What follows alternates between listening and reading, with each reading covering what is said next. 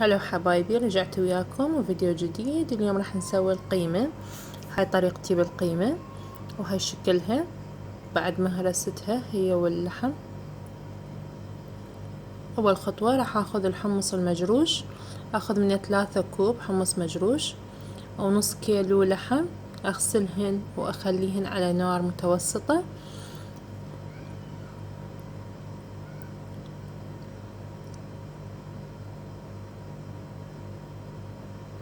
خليتها على النار.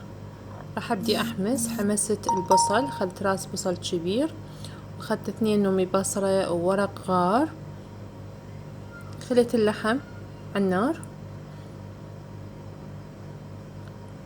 من بدا يغلي الحمص، اخذت اللحم منه وبديت احمسه.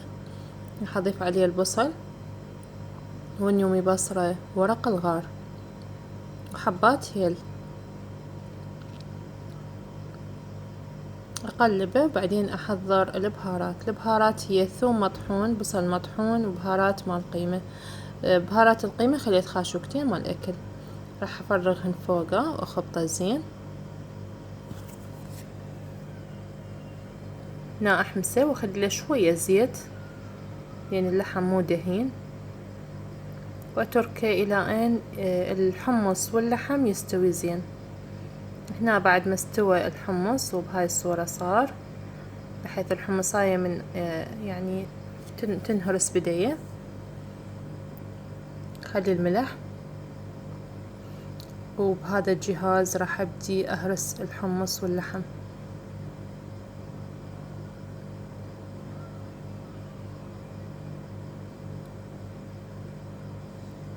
حتى نومي بصلة راح تنهرس وياه.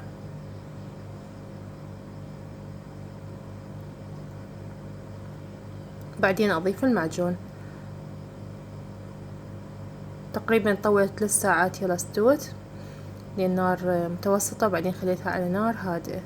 خليت هنا 3 معجون وتأكدت منه انه حمارها زين وطفيت. وهذا شكلها النهائي، والف عافية.